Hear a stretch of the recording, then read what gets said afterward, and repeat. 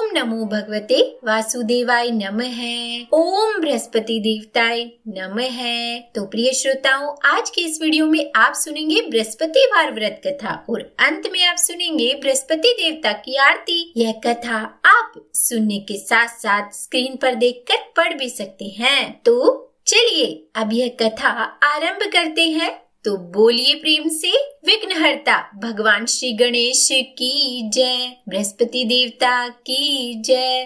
भारतवर्ष में एक प्रतापी और दानी राजा राज्य करता था। वह नित्य गरीबों और ब्राह्मणों की सहायता करता था। यह बात उसकी रानी को बिल्कुल भी अच्छी नहीं लगती थी। वह न ही गरीबों को दान देती और न ही भगवान का पूजन करती थी और राजा को भी दान देने से मना किया करती थी। एक दिन राजा शिकार खेलने वन को गए हुए थे तो रानी महल में अकेली थी। उसी समय बृहस्पति देव साधु वेश में राजा के महल में भिक्षा के लिए गए और भिक्षा मांगी। रानी ने भिक्षा देने से इनकार किया और कहा कि हे साधु महाराज, मैं तो दान पुण्य से तंग आ गई हूँ। मेरा पति सारा धन लुटाते रहते हैं। मेरी इच्छा है कि हमारा धन नष्ट हो जाए, फिर न रहेगा बांस और न बजेगी बांसुरी। तब साधु ने कहा कि हे देवी, तुम तो बड़ी विचित्र हो। धन संतान तो सभी चाहते हैं, पुत्र और लक्ष्मी तो पापी के घर भी होनी चाहिए। यदि तुम्हारे पास अधिक धन है तो भूखों को भोजन दो, प्यासों के लिए प्याऊ बनवाओ, मुसाफिरों के लिए धर्मशालाएं खुलवाओ। जो निर्धन अपनी कुंवारी कन्याओं का विवाह नहीं करा सकते, उनका विवाह करा दो। ऐसे और कई काम हैं जिनके करने से तुम्हारा यश लोक और परलोक में फैलेगा। परंतु रानी पर उपदेश का कोई प्रभाव न पड़ा। वह बोली, महाराज, आप मुझे कुछ न समझाएं। मैं ऐसा धन नहीं चाहती जो हर जगह बांटती फिरूं। तब साधु ने उत्तर दिया कि यदि तुम्हारी ऐसी ही इच्छा है तो तथास्तु। तुम ऐसा करना कि बृहस्पतिवार को घर लीप कर पीली मिट्टी से अपना सिर धोकर स्नान करना, भट्ठी चढ़ाकर कपड़े धोना। ऐसा करने से तुम्हारा सारा धन नष्ट हो जाएगा। इतना कहकर वह साधु महाराज वहाँ से आलोप हो गए। साधु के अनुसार कई बातों को पूरा करते हुए रानी को केवल 3 बृहस्पतिवार ही बीते थे कि उसकी समस्त धन संपत्ति नष्ट हो गई। भोजन के लिए राजा का परिवार तरसने लगा। तब एक दिन राजा ने रानी से बोला कि हे रानी, तुम यही रहो, मैं दूसरे देश को जाता हूँ, क्योंकि यहाँ पर सभी लोग मुझे जानते हैं, इसीलिए मैं कोई छोटा कार्य नहीं कर सकता। ऐसा कहकर राजा परदेश चला गया। वहाँ वह जंगल से लकड़ी काट कर लाता और शहर में बेचता। इस तरह वह अपना जीवन व्यतीत करने लगा। इधर राजा के परदेश जाते ही रानी और दासी दुखी रहने लगी। एक बार जब रानी और दासी को 7 दिन तक बिना भोजन के रहना पड़ा तो रानी ने अपनी दासी से कहा कि हे दासी, पास ही के नगर में मेरी बहन रहती है, वह बड़ी धनवान है, तो उसके पास जा और कुछ ले आ ताकि थोड़ी बहुत गुजर बसर हो जाए। तब दासी रानी की बहन के पास गई। उस दिन गुरुवार था और रानी की बहन उस समय बृहस्पतिवार व्रत की कथा सुन रही थी। दासी ने रानी की बहन को अपनी रानी का संदेश दिया, लेकिन रानी की बड़ी बहन ने कोई उत्तर नहीं दिया। जब दासी को रानी की बहन से कोई उत्तर नहीं मिला तो वह बहुत दुखी हुई और उसे क्रोध भी आया। दासी ने वापस आकर रानी को सारी बात बता दी। सुनकर रानी ने अपने भाग्य को कोसा। उधर रानी की बहन ने सोचा कि मेरी बहन की दासी आई थी, परंतु मैं उससे नहीं बोली, इससे वह बहुत दुखी हुई होगी। कथा सुनकर और पूजन समाप्त करके वह अपनी बहन के घर गई और कहने लगी कि हे बहन, मैं बृहस्पतिवार का व्रत कर रही थी और जब तुम्हारी दासी मेरे घर आई थी तब मैं कथा सुन रही थी। और जब तक कथा होती है तब तक न तो उठते हैं और न ही बोलते हैं, इसीलिए मैं नहीं बोली। कहो दासी, क्यों गई थी?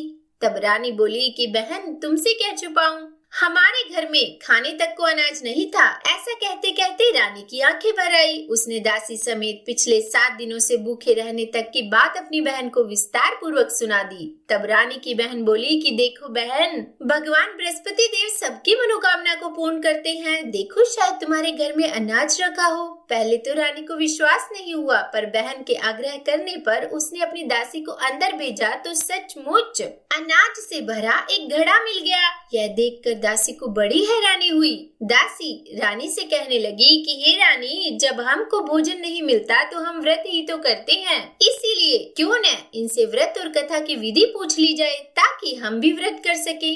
तब रानी ने अपनी बहन से बृहस्पतिवार व्रत के बारे में पूछा। उसकी बहन ने बताया कि बृहस्पतिवार के व्रत में चने की दाल और मुनक्का से विष्णु भगवान का केले की जड़ में पूजन करें तथा दीपक जलाएं। व्रत कथा सुने और पीला भोजन ही करें, इससे बृहस्पति देव प्रसन्न होते हैं। व्रत और पूजन विधि बताकर रानी की बहन अपने घर को लौट गई और 7 दिन के बाद जब गुरुवार आया तो रानी और दासी ने व्रत रखा। घुड़साल में जाकर चना और गुड़ लेकर आई, फिर उससे केले की जड़ तथा विष्णु भगवान का पूजन किया। अब पीला भोजन कहाँ से लाए? इस बात को लेकर दोनों बहुत दुखी थे। चूँकि उन्होंने व्रत रखा था इसलिए बृहस्पति देव उनसे बहुत प्रसन्न थे, इसीलिए वे एक साधारण व्यक्ति का रूप धारण करके 2 थालों में सुंदर पीला भोजन दासी को दे गए। भोजन पाकर दासी प्रसन्न हुई और फिर रानी के साथ मिलकर भोजन ग्रहण किया। उसके बाद वे सभी गुरुवार को व्रत और पूजन करने लगी। बृहस्पति भगवान की कृपा से उनके पास फिर से धन संपत्ति आ गई,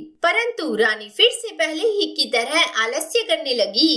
तब दासी बोली कि देखो रानी, तुम पहले भी इसी प्रकार आलस्य करती थी। तुम्हें धन रखने में कष्ट होता था, इस कारण सभी धन नष्ट हो गया।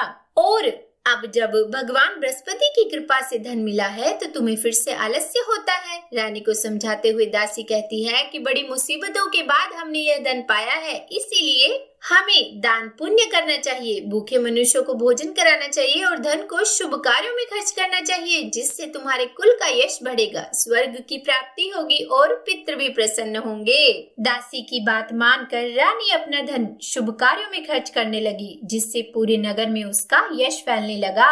एक दिन रानी और दासी आपस में विचार करने लगी कि न जाने राजा किस दशा में होंगे, उनकी कोई खोज खबर भी नहीं है। तब उन्होंने श्रद्धा पूर्वक बृहस्पति भगवान से प्रार्थना की कि राजा जहाँ कहीं भी हो शीघ्र वापस आ जाए। तब उसी रात्रि को बृहस्पति देव ने राजा को स्वप्न में कहा कि हे राजा, उठ, तेरी रानी तुझको याद करती है, अपने देश को लौट जा। राजा प्रातः काल उठा और जंगल से लकड़ी काटने के लिए जंगल की ओर चल पड़ा। जंगल से गुजरते हुए विचार करने लगा कि रानी की गलती से उसे कितने दुख भोगने पड़े। राजपाट छोड़कर जंगल में आकर रहना पड़ा। जंगल से लकड़ी काटकर शहर में बेचकर गुजारा करना पड़ा और अपनी दशा को याद करके वह व्याकुल होने लगा। उसी समय राजा के पास बृहस्पति देव साधु वेश में आकर बोले कि हे लकड़हारे, तुम इस सुनसान जंगल में किस चिंता में हो, मुझे बतलाओ। तब यह सुनकर राजा के नेत्रों में जल भर आया और फिर साधु की वंदना कर राजा ने अपनी संपूर्ण कहानी सुना दी। तब महात्मा ने राजा से कहा कि हे राजा, तुम्हारी पत्नी ने बृहस्पति देव के प्रति अपराध किया था, जिसके कारण तुम्हारी यह दशा हुई। पर अब तुम चिंता मत करो, भगवान तुम्हें पहले से अधिक धन देंगे। देखो, तुम्हारी पत्नी ने बृहस्पतिवार का व्रत शुरू कर दिया है। अब तुम भी बृहस्पतिवार के व्रत में चने की दाल, गुड़ और मुनक्का से विष्णु भगवान का केले की जड़ में पूजन करो तथा दीपक जलाकर कथा सुनो। भगवान बृहस्पति देव तुम्हारी सभी मनोकामनाओं को पूर्ण करेंगे।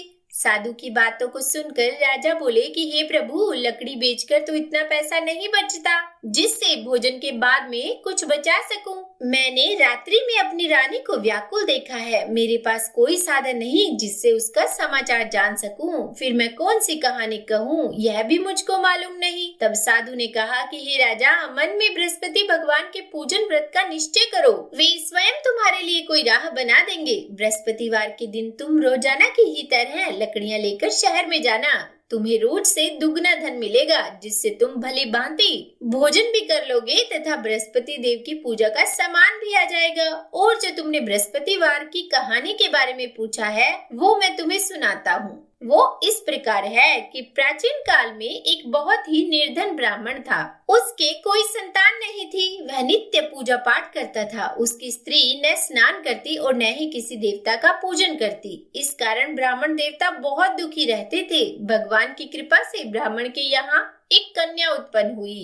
अब कन्या बड़ी होने लगी। वह प्रातः स्नान करके भगवान विष्णु का जप करती, बृहस्पतिवार का व्रत भी करने लगी। पूजा पाठ समाप्त कर पाठशाला जाती तो अपनी मुट्ठी में जौ भर कर लेके जाती। और पाठशाला के मार्ग में डालते जाती। लौटते समय वही जो स्वर्ण के हो जाते तो उनको बीन कर घर ले आती। एक दिन वह बालिका सूप में उन सोने के जौ को फटक कर साफ कर रही थी कि तभी उसकी माँ ने देख लिया और कहा कि हे बेटी, सोने के जौ को फटकने के लिए सोने का सूप भी तो होना चाहिए। दूसरे दिन गुरुवार था। कन्या ने व्रत रखा और बृहस्पति देव से सोने का सूप देने की प्रार्थना की। बृहस्पति देव ने उसकी प्रार्थना स्वीकार कर ली। रोजाना की ही तरह वह कन्या जौ फैलाते हुई पाठशाला चली गई और पाठशाला से लौटकर जब वह जौ बीन रही थी तो बृहस्पति देव की कृपा से उसे सोने का सूप मिला। उसे वह घर ले आई और उससे जौ साफ करने लगी, परंतु उसकी माँ का वही ढंग रहा। एक दिन की बात है, कन्या सोने के सूप में जब सोने के जौ साफ कर रही थी, उसी समय उस नगर का राजकुमार वहां से निकला। कन्या के रूप और कार्य को देखकर वह उस पर मोहित हो गया। राजमहल आकर वह भोजन तथा जल त्याग कर उदास होकर लेट गया। राजा को जब राजकुमार द्वारा अन्न जल त्यागने का समाचार मिला तो अपने मंत्रियों के साथ वह पुत्र के पास गया और कारण पूछा। राजा ने कहा कि बेटा, तुम्हें किस बात का कष्ट है? किसी ने अपमान किया है अथवा कोई और कारण है? मुझे बताओ, मैं वही करूंगा जिससे तुम्हें प्रसन्नता हो। तब राजकुमार ने अपने पिता की बातें सुनी और बोला कि मुझे आपकी कृपा से किसी बात का दुख नहीं है। किसी ने भी मेरा अपमान नहीं किया है, परंतु मैं उस लड़की के साथ विवाह करना चाहता हूँ जो सोने के सूप में जौ साफ कर रही थी। यह सुनकर राजा आश्चर्य में पड़ गया और बोला, हे बेटा, इस तरह की कन्या का पता तुम ही लगाओ, मैं उसके साथ तुम्हारा विवाह अवश्य ही करवा दूंगा। तब राजकुमार ने राजा को उस लड़की के घर का पता बतलाया। मंत्री उस लड़की के घर गया और राजा का आदेश ब्राह्मण को सुनाया और कुछ दिन बाद ब्राह्मण की कन्या का विवाह राजकुमार के साथ संपन्न हो गया। कन्या के घर से जाते ही ब्राह्मण के घर में पहले की ही भांति गरीबी का निवास हो गया। एक दिन दुखी होकर ब्राह्मण अपनी पुत्री से मिलने गए। बेटी ने पिता की अवस्था को देखा और अपनी माँ का हाल पूछा। ब्राह्मण ने सभी हाल कह सुनाया। कन्या ने बहुत सा धन देकर अपने पिता को विदा किया, लेकिन कुछ दिन बाद फिर वही हाल हो गया। ब्राह्मण फिर अपनी कन्या के यहाँ गया और सभी हाल कहा तो पुत्री बोली कि पिताजी, आप माताजी को यहाँ लिवा लाओ, मैं उन्हें यह विधि बता दूंगी जिससे गरीबी दूर हो जाए। ब्राह्मण देवता अपनी स्त्री को साथ लेकर अपनी पुत्री के पास राजमहल पहुँचे तो पुत्री अपनी माँ को समझाने लगी कि हे माँ, तुम प्रातःकाल स्नान आदि करके विष्णु भगवान का पूजन करो तो सब दरिद्रता दूर हो जाएगी। परंतु उसकी माँ ने उसकी एक भी बात नहीं मानी। वह प्रातःकाल उठकर अपनी पुत्री की बची चूठन को खा लेती थी। एक दिन उसकी पुत्री को बहुत गुस्सा आया। उसने अपनी माँ को एक कोठरी में बंद कर दिया और फिर प्रातः उसे स्नान आदि करवा के पूजा पाठ करवाया तो उसकी माँ की बुद्धि ठीक हो गई। उसके बाद वह नियम से पूजा पाठ करने लगी और प्रत्येक बृहस्पतिवार को व्रत करने लगी और इस व्रत के प्रभाव से मृत्यु के बाद वह स्वर्ग को भी गई और वह ब्राह्मण भी सुख पूर्वक इस लोक का सुख भोग कर स्वर्ग को प्राप्त हुआ। इस तरह यह कहानी कहकर साधु बने देवता वहाँ से लोप हो गए और धीरे धीरे समय व्यतीत होने पर फिर बृहस्पतिवार का दिन आया। राजा जंगल से लकड़ी काट कर शहर में बेचने गया। उसे उस दिन और दिनों से अधिक धन मिला। राजा ने चना गुड़ आदि लाकर बृहस्पतिवार का व्रत किया। उस दिन से उसके सभी कलेश दूर हुए, परंतु जब अगले गुरुवार का दिन आया तो वह बृहस्पतिवार का व्रत करना भूल गया और इस कारण बृहस्पति भगवान नाराज हो गए। उस दिन उस नगर के राजा ने विशाल यज्ञ का आयोजन किया था तथा अपने समस्त राज्य में यह घोषणा करवा दी कि सभी मेरे यहाँ भोजन करने आए, किसी के घर चूल्हा न जले। इस आज्ञा को जो नहीं मानेगा उसको फांसी दे दी जाएगी। राजा की आज्ञा अनुसार राज्य के सभी वासी राजा के भोज में सम्मिलित हुए, लेकिन लकड़हारा कुछ देर से पहुंचा, इसीलिए राजा अपने साथ उसे महल में ले गए। जब राजा लकड़हारे को भोजन करा रहे थे तो रानी की दृष्टि उस खूंटी पर पड़ी जिस पर उसका हार लटका हुआ था, लेकिन अब उसे हार खूंटी पर लटका दिखाई नहीं दिया। तब रानी को निश्चय हो गया कि मेरा हार इस लकड़हारे ने ही चुरा लिया है और उसी समय सैनिक बुलवाकर उसको जेल में डलवा दिया। लकड़हारा जेल में विचार करने लगा कि न जाने कौन से पूर्व जन्म के कर्म से मुझे यह दुख प्राप्त हुआ है और जंगल में मिले साधु को याद करने लगा और तभी तत्काल बृहस्पति देव साधु के रूप में प्रकट हो गए और कहने लगे कि अरे मूर्ख, तूने बृहस्पति देवता की कथा नहीं कही, उसी कारण तुझे यह दुख प्राप्त हुआ है। अब चिंता मत कर, बृहस्पतिवार के दिन जेल खाने के दरवाजे पर तुझे 4 पैसे पड़े मिलेंगे। उनसे तू बृहस्पतिवार की पूजा करना तो तेरे सभी कष्ट दूर हो जाएंगे। अगले बृहस्पतिवार उसे जेल के द्वार पर 4 पैसे मिले। राजा ने पूजा का सामान मंगवा कर कथा कही और प्रसाद बांटा। उसी रात्रि में बृहस्पति देव ने उस नगर के राजा को स्वप्न में कहा कि हे राजा, तूने जिसे जेल में बंद किया है उसे कल छोड़ देना, वह निर्दोष है। राजा प्रातः काल उठा और खूंटी पर हाथ टंगा देखकर लकड़हारे को बुलाकर क्षमा मांगी तथा राजा के योग्य सुंदर वस्त्र आभूषण भेंट करके उसे विदा किया। गुरुदेव की आज्ञा अनुसार राजा अपने नगर को चल दिया। राजा जब नगर के निकट पहुंचा तो उसे बड़ा ही आश्चर्य हुआ।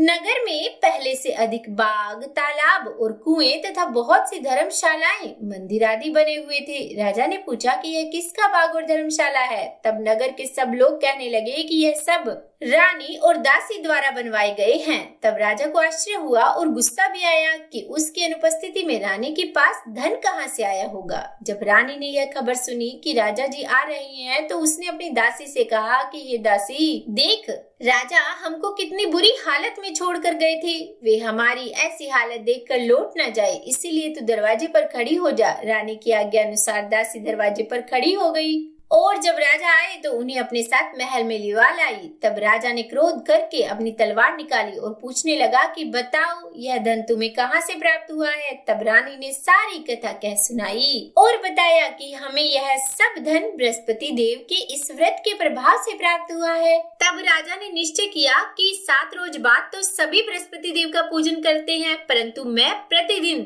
दिन में 3 बार कहानी कहूँगा और रोज व्रत किया करूँगा। अब हर समय राजा के दुपट्टे में चने की दाल बंधी रहती तथा दिन में 3 बार राजा कथा कहता। एक रोज राजा ने विचार किया कि चलो अपनी बहन के यहाँ हो आऊं। इस तरह का निश्चय कर राजा घोड़े पर सवार हो अपनी बहन के यहाँ चल दिया। मार्ग में उसने देखा कि कुछ आदमी एक मुर्दे को लिए जा रहे हैं। उन्हें रोककर राजा कहने लगा कि अरे भाइयों, मेरी बृहस्पतिवार की कथा सुन लो। वे बोले, लो हमारा तो आदमी मर गया है और इसको अपनी कथा की पड़ी है। परंतु कुछ आदमी बोले कि अच्छा कहो, हम तुम्हारी कथा भी सुनेंगे। तब राजा ने दाल निकाली और कथा कहनी शुरू कर दी। जब कथा आदि हुई तो मुर्दा हिलने लगा और जब कथा समाप्त हुई तो राम राम कह के वह मुर्दा खड़ा हो गया। अब राजा आगे बढ़ा। आगे मार्ग में उसे किसान खेत में हल चलाता मिला तो राजा ने उसे देखकर बोला कि अरे भैया, तुम मेरी बृहस्पतिवार की कथा सुन लो। तब किसान बोला कि जब तक मैं तेरी कथा सुनूंगा तब तक तो मैं 4 हल जोत लूंगा, जा अपनी कथा किसी और को सुनाना। इस तरह राजा आगे चलने लगा और राजा के हटते ही बैल पछाड़ खाकर गिर गए और किसान के पेट में बड़ी जोर से दर्द होने लगा। उसी समय उसकी माँ रोटी लेकर आई और उसने जब यह देखा तो अपने पुत्र से सब हाल पूछा और बेटे ने सभी हाल कह दिया। तो बुढ़िया दौड़ी दौड़ी उस घुड़सवार के पास गई और उससे बोली कि मैं तेरी कथा सुनूंगी, पर तू अपनी कथा मेरे खेत पर चलकर कहना। राजा ने बुढ़िया के खेत पर जाकर कथा कही, जिसके सुनते ही वह बैल उठकर खड़े हो गए तथा किसान के पेट का दर्द भी बंद हो गया। अब राजा अपनी बहन के घर पहुंचा। बहन ने भाई की खूब मेहमानी की। दूसरे रोज प्रातःकाल राजा जगा तो वह देखने लगा कि सब लोग भोजन कर रहे हैं। राजा ने अपनी बहन से कहा कि ऐसा कोई मनुष्य है जिसने अभी तक भोजन ना किया हो, जो मेरी बृहस्पतिवार की कथा सुन ले। तब बहन बोली कि हे भैया, यह देश ऐसा है कि पहले यहाँ लोग भोजन करते हैं, बाद में अन्य काम करते हैं। अगर कोई पड़ोस में हो तो मैं दिखाऊं। वह ऐसा कहकर देखने चली गई, परंतु उसे कोई ऐसा व्यक्ति नहीं मिला जिसने भोजन ना किया हो। अतः वह एक कुम्हार के घर गई जिसका लड़का बीमार था। उसे मालूम हुआ कि उनके यहाँ 3 रोज से किसी ने भोजन नहीं किया है। रानी ने अपने भाई की कथा सुनने के लिए कुम्हार से कहा। वह तैयार हो गया। राजा ने जाकर बृहस्पतिवार की कथा कही, जिसको सुनकर उसका लड़का ठीक हो गया। अब तो राजा की प्रशंसा होने लगी। एक रोज राजा ने अपनी बहन से कहा कि हे बहन, हम अपने घर को जाएंगे, तुम भी तैयार हो जाओ। राजा की बहन ने अपनी सास से कहा तो सास ने कहा कि हाँ चली जा, परंतु अपने लड़के को मत ले जाना क्योंकि तेरे भाई की कोई औलाद नहीं है। बहन ने अपने भैया से कहा कि हे भैया मैं तो चलूंगी पर कोई बालक नहीं चलेगा। तो राजा बोला कि जब कोई बालक ही नहीं चलेगा तब तुम ही क्या करोगी। और बड़े दुखी मन से राजा अपने नगर को लौट आया। राजा ने अपनी रानी से कहा कि हम निर्वंशी है, हमारा मुंह देखने का कोई धर्म नहीं है। और फिर राजा ने वहाँ का सारा हाल कह सुनाया और फिर भोजन भी नहीं किया। तब रानी बोली कि हे प्रभु, बृहस्पति देव ने हमें सब कुछ दिया है, वे ही हमें औलाद देंगे। और उसी रात को बृहस्पति देव ने राजा से स्वप्न में कहा कि हे राजा उठो, सभी सोच त्याग दो, तेरी रानी गर्भ से है। राजा को यह बात सुनकर बड़ी खुशी हुई। 9वें महीने में उसके गर्भ से एक सुंदर पुत्र पैदा हुआ। तब राजा बोला कि हे रानी, स्त्री बिना भोजन किए तो रह सकती है पर बिना कहे नहीं रह सकती। जब मेरी बहन आएगी तब तुम मुझसे कुछ मत कहना। रानी ने सुनकर हाँ कर दी।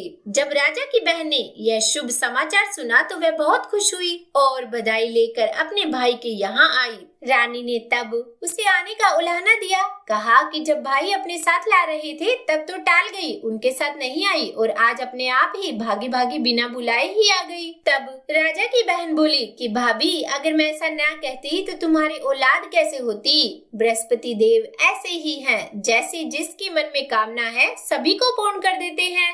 जो सद्भावना पूर्वक बृहस्पतिवार का व्रत करता है और कथा पढ़ता है या फिर सुनता है और दूसरों को सुनाता है, बृहस्पति देव उसकी सभी मनोकामनाएं पूर्ण करते हैं। बृहस्पति देव उनकी सदैव रक्षा करते हैं जो संसार में सद्भावना और सच्चे हृदय से बृहस्पति देव का पूजन करते हैं। उनकी सभी मनोकामनाएं उसी प्रकार पूर्ण होती है जैसे राजा और रानी ने बृहस्पति देव की कथा का गुणगान किया। उनकी सभी इच्छाएं बृहस्पति देव ने पूर्ण की। तो सभी हृदय से मनन करते हुए जयकारा लगाइए और प्रेम से बोलिए, बृहस्पति देव की जय, विष्णु भगवान की जय। हे भगवान, अगर आज की यह कथा कहने, सुनने या सुनाने में हमसे कोई गलती हो गई हो तो हमें क्षमा करना। देखिए, कथा पढ़ने या सुनने के बाद आरती भी अवश्य करनी चाहिए। तो चलिए शुरू करते हैं बृहस्पति देवता की आरती। ओम जय बृहस्पति देवा,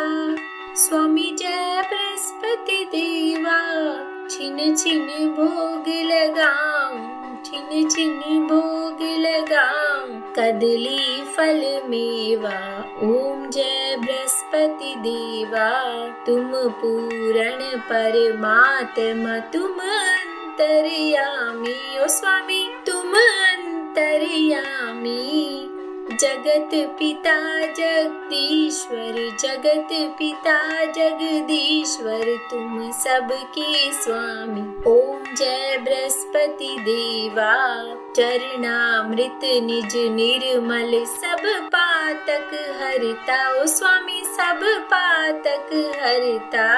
सकल मनोरथ दायक, सकल मनोरथ दायक, कृपा करो भरता। ओम जय बृहस्पति देवा, तन मन धन अर्पण कर, जो जन शरण पड़े। ओ स्वामी जो जन शरण पड़े, प्रभु प्रकट तब हो कर, प्रभु प्रकट तब हो कर, आकर द्वार खड़े। ओम जय बृहस्पति देवा, दीन दयाल दयानिधि, भक्तन हितकारी। ओ स्वामी भक्तन हितकारी। पाप दोष सब हरता, पाप दोष सब हरता, भव बंधन हारी। ओम जय बृहस्पति देवा, सकल मनोरथ दायक, सब संशय हारी। ओ स्वामी सब संशय हारी। विषय विकार मिटाओ, विषय विकार मिटाओ, संतन सुखकारी। ओम जय बृहस्पति देवा, जो कोई आरती तेरी प्रेम सहित गावे। ओ स्वामी प्रेम सहित गावे। जेठानंद आनंद कर, जेठानंद आनंद कर, सो निश्चय पावे। ओम जय बृहस्पति देवा। ओम जय बृहस्पति देवा, स्वामी जय बृहस्पति देवा। छिन छिन भोग लगाऊं, छिन छिन भोग लगाऊं, कदली फल मेवा। ओम जय बृहस्पति देवा। तो प्रेम से बोलिए भगवान बृहस्पति देव की जय। बोलिए भगवान श्री लक्ष्मी नारायण की जय। उम्मीद करती हूँ आज की यह कथा आपको पसंद आई होगी। अगर अच्छी लगी हो वीडियो तो लाइक एंड शेयर कीजिएगा। चैनल पर नए हैं, सब्सक्राइब नहीं किया है तो सब्सक्राइब भी कर ही दीजिएगा। और हाँ, कमेंट बॉक्स में लक्ष्मी नारायण भगवान की जय, बृहस्पति देव भगवान की जय लिखना बिल्कुल भी मत भूलिएगा। तो बोलिए बृहस्पति देव भगवान की जय।